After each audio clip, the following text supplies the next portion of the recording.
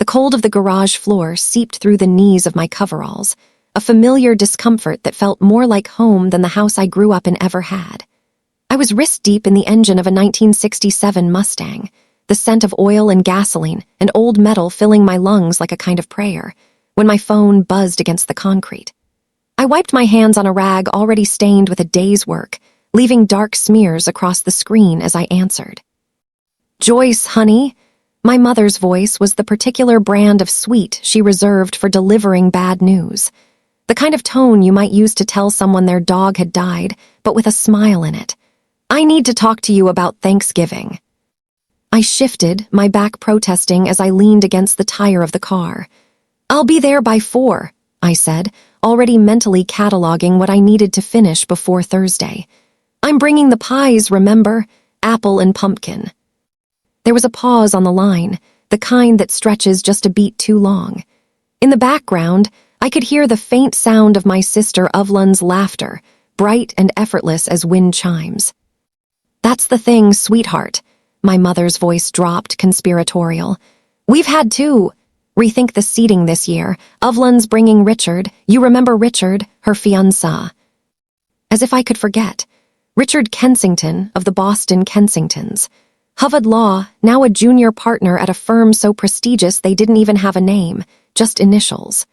Ovlan had been dating him for 11 months, and in that time, he had evolved from a guy I'm seeing to the man who is going to cement our family's social standing in my mother's eyes. I'd met him exactly once, at a stiff, awful dinner where he'd asked me what I did, then nodded politely when I said I owned an auto restoration shop, his eyes already glazing over as he turned back to Ovlan. "Of course I remember," I said, a knot beginning to form in my stomach. "Ovlan is she's so anxious about this. It's his first holiday with us and she wants everything to be perfect. The right impression, you know." Another pause, this one heavier. "And with your job and the way you dress for these things and well, you know how you can be, Joyce, you're just so different from us. Richard comes from a very specific world. Ovlan thinks having you there might complicate the atmosphere." The words hung in the cold garage air. I could see my breath, little puffs of white in the dim light. Outside, the November dusk was settling early, bleeding the color from the sky. "Complicate the atmosphere," I repeated, my voice flat. "It's not a judgment, honey, it's just reality. Ovlan's future is at stake here. This is a crucial moment for her. We all need to make sacrifices for family." The irony was so thick I could taste it, metallic and sour on my tongue. The sacrifices had always been mine to make. The missed school dances to babysit Ovlan. The college fund quietly diverted when Ovlan just had to have that semester abroad in Florence. The way I'd learned to fade into the background at family functions, the reliable, quiet daughter who fixed things and asked for nothing. "Let me get this straight," I said, my voice dangerously calm. "You're uninviting me from Thanksgiving because I'm an embarrassment to Ovlan's aspirational lifestyle." "Don't be dramatic, Joyce. It's just 1 year. You can have a nice quiet dinner by yourself, or with one of your mechanic friends." She said the word mechanic, the way another person might say meth addict. "We'll do something with you another time, I promise." The promises were always for another time, a time that never came. I looked at my hands, nails lined with grime no amount of scrubbing could ever completely erase. Hands that could rebuild a carburetor, rewire an electrical system, bring dead machines roaring back to life. Hands my mother had once sighed over, suggesting discreetly that I try wearing gloves more often. "I have to go, Mom. There's a car I need to finish." "Okay, sweetheart, we'll talk soon. And Joyce, please don't make this a thing, don't tell your grandmother. This is hard enough on Ovlan as it is." The line went dead. I sat there on the cold floor, the phone still pressed to my ear, listening to the silence. It wasn't the shock that immobilized me, it was the crushing, weary familiarity of it.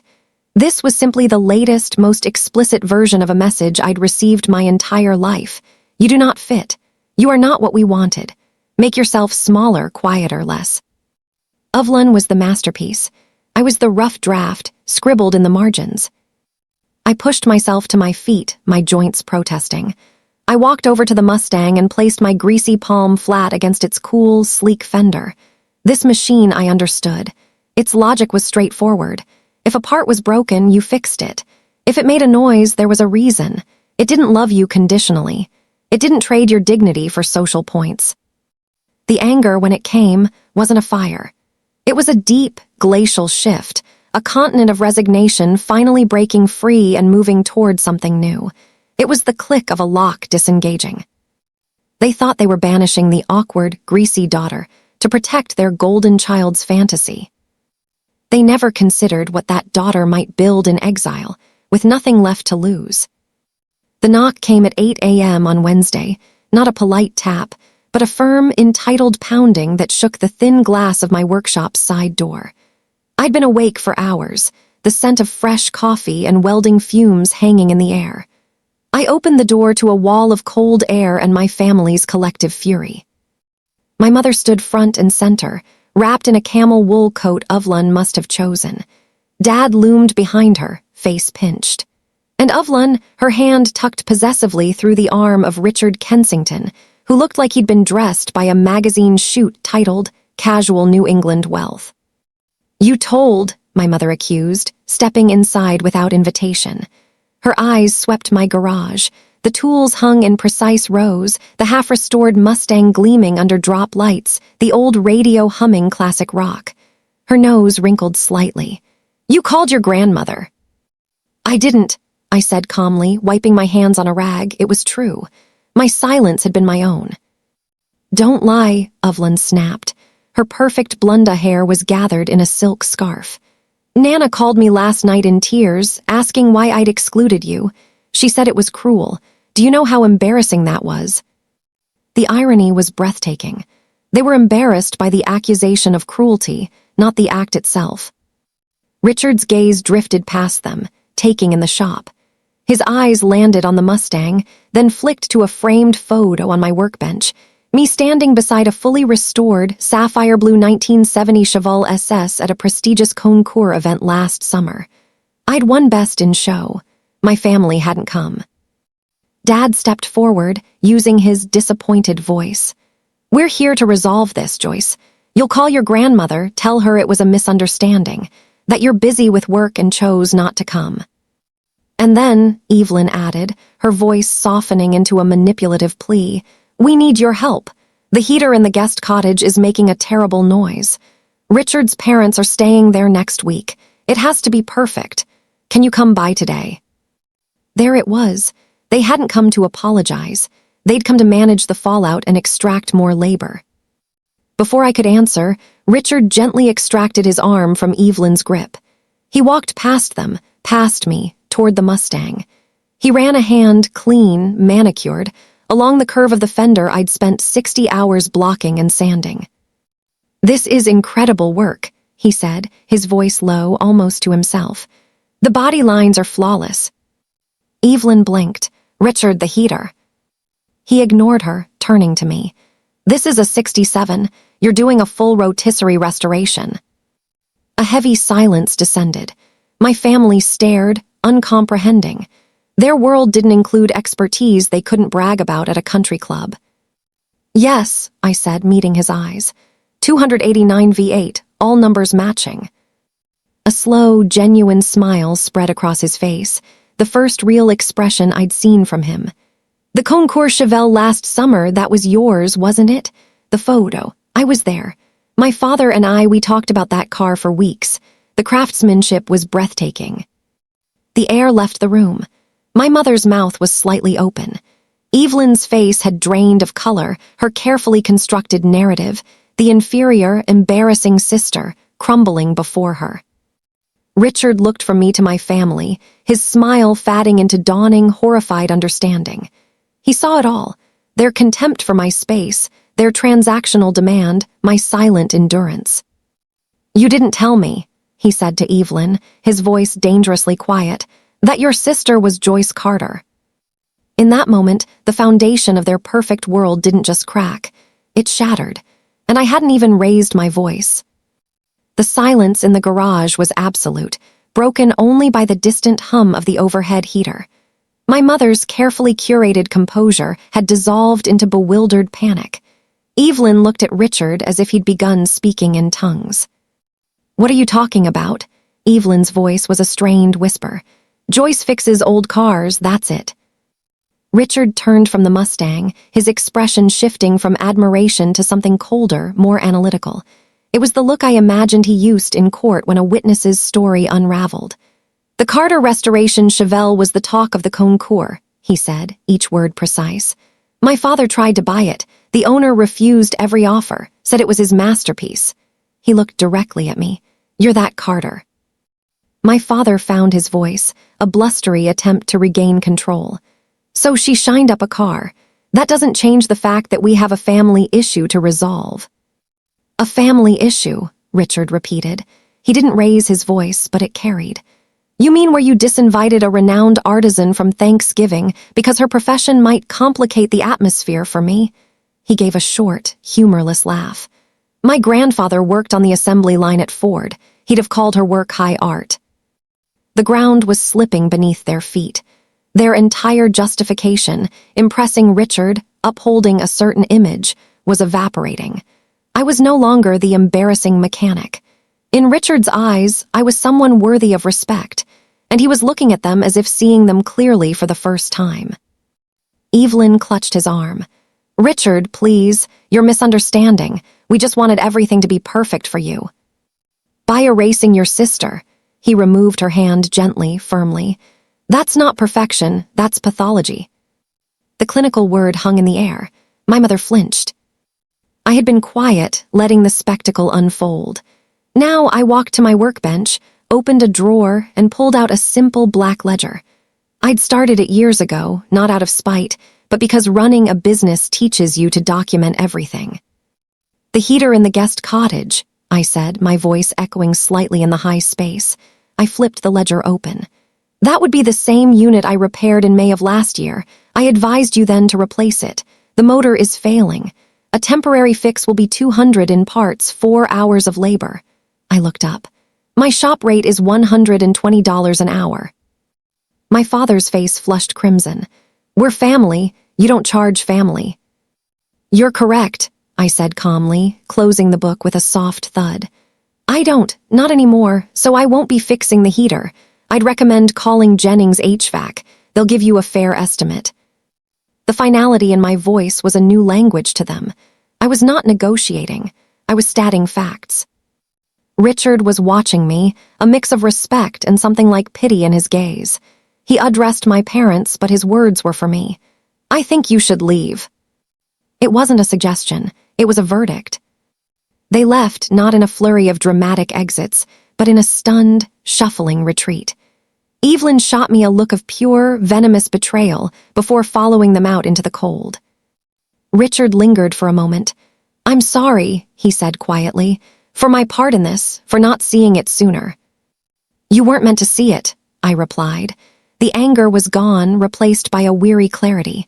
"The performance was for you." He nodded, a man who understood constructs and facades. "The invitation to Thanksgiving," he said.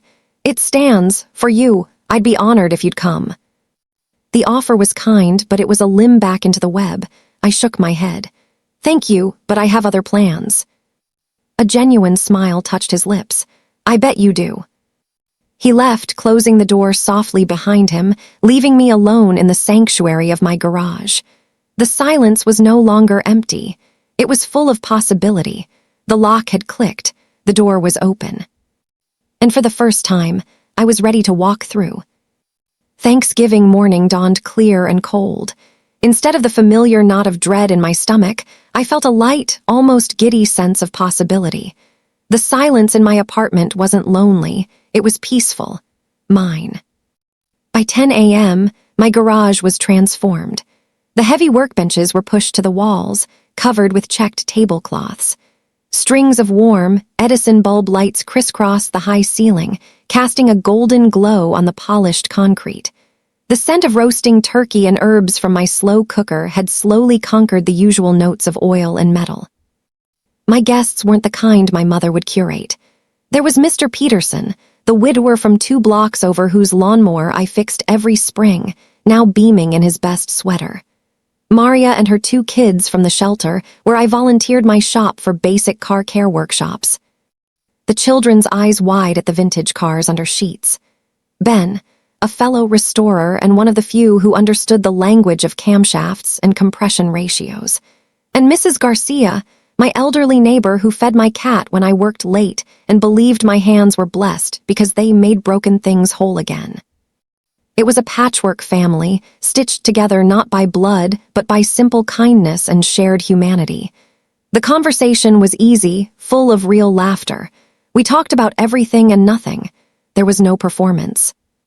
As I was carrying a dish of steaming sweet potatoes to the makeshift table, a sheet of polished plywood on sawhorses, the main garage door rattled violently. Then it began to rise, flooding the space with harsh, cold daylight. Silhouetted against the gray sky were my parents and Evelyn. They were dressed for their own dinner, Evelyn in a tailored dress, my mother in silk, but their faces were twisted with outrage. They stood frozen, taking in the scene. The lights, the table, the people, the defiant coziness of my celebration.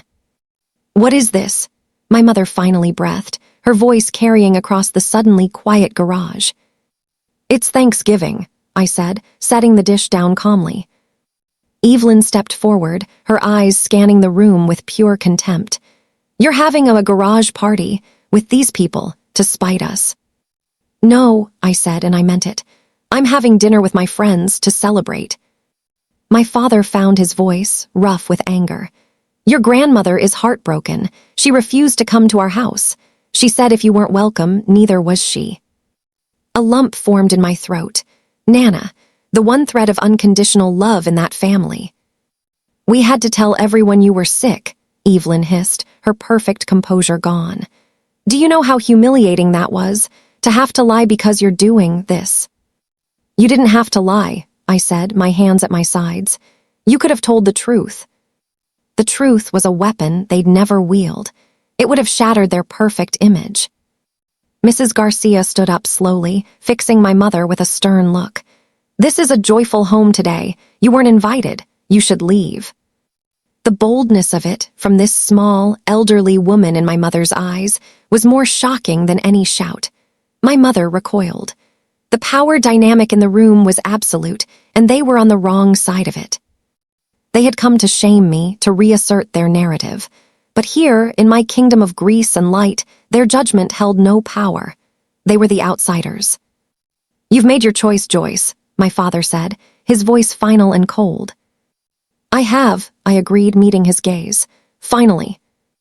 Without another word, they turned. My mother's shoulders were stiff, Evelyn's head high with wounded pride. They disappeared into the afternoon, leaving the door open. Ben walked over and pulled it down, closing us back into our warm, lit world. The silence held for a beat, then Maria's youngest asked if we could eat now. The spell was broken. The conversation slowly swelled again, warmer, more bonded. I looked around the table, at the faces lit by the string lights, and felt it, a deep, solid sense of belonging. I hadn't just set a place at a table. I had built the table itself, and it was sturdier than anything they'd ever known. The silence that followed wasn't the brittle, punishing kind my family had mastered. This was a quiet of my own making. A spacious, clean quiet that settled over my life like the first snow, soft, transformative, and insulating. True to his word, Richard broke off the engagement. The gossip, which my mother tried desperately to manage, was a scorched earth policy that left their social standing in ashes. The Kensingtons, it was whispered, had concerns about the family's character. The ultimate indictment in their world. Evelyn's perfect future evaporated, and with it my mother's favorite prop. My grandmother, Nana, called me the week after Thanksgiving. Her voice was warm and steady over the line. "I'm proud of you, kid," she said. "I should have said something sooner. I just kept hoping they'd see you." We made plans for lunch, just the two of us. It was the first family connection that didn't cost me a piece of myself. Winter deepened, and my garage thrived. Richard, in a final twist of decency, referred several of his firm's wealthy car-collecting clients to me. Carter Restoration gained a waiting list. The work was complex, fulfilling, and paid my bills without the bitter aftertaste of familial obligation. One afternoon in late January, my father showed up at the shop. Alone. He stood awkwardly just inside the door, looking older, diminished without my mother's bluster to hide behind. "The heater guy," he said, not meeting my eyes. "He charged us $1,800. I nodded, wiping down a tool. "I told you the motor was failing." A long pause stretched between us, filled with the hum of the space heater. "Your mother, she's not well. This whole thing with Evelyn, the calls have stopped. The invitations." He finally looked at me, and I saw genuine confusion there. "Why did you have to expose everything? Why couldn't you just play along?" It was the question at the heart of our lifetime together. My value had always been in my compliance, my silent support of their fiction. "Because I'm not a supporting character in Evelyn's story," I said, my voice gentle but firm. "I'm the author of my own." He flinched but didn't argue. He just stood there, a man who'd followed a map his whole life only to find it led nowhere. "She won't come here, your mother. She can't." "I know," I said, and I did. Some bridges, once burned, only reveal they were never structurally sound to begin with. He left with a stiff nod. I didn't offer to fix anything for him. He didn't ask. Spring came. The New England thaw revealed muddy ground and new growth. On a bright, cool Saturday, my chosen family gathered again in the garage, this time for a different purpose. Maria's oldest son, fascinated by the engines, wanted to learn how to change his own oil. I guided his hands under the safe lift of a Honda Civic, showing him the drain plug. His concentration was total, his smile triumphant when dark oil streamed into the pan. Mrs. Garcia brought lemonade. Ben ribbed me about the cleanliness of my workspace. Mr. Peterson told a long, looping story about a '58 Plymouth he'd once owned. The garage was no longer just a place of repair. It was a place of gathering, of teaching, of becoming. That evening, after everyone had gone, I sat on a rolling stool, sipping the last of the lemonade. My hands were clean for once, resting in my lap. I looked at them, the same hands my mother had sighed over, now responsible for beauty that commanded respect, for building a life that was authentically, unshakably mine. The phone on my bench buzzed, a text from Evelyn.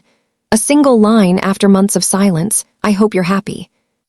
I looked around my kingdom of steel and light at the proof of my own two hands. I felt the peaceful quiet, the absence of their draining drama. I thought of the people who saw me, valued me, showed up for me. I didn't text back. I didn't need to. The answer was in every polished surface, every satisfied client, every genuine laugh that echoed in the space. I was not just happy. I was free. And that was a victory no one could ever take from me.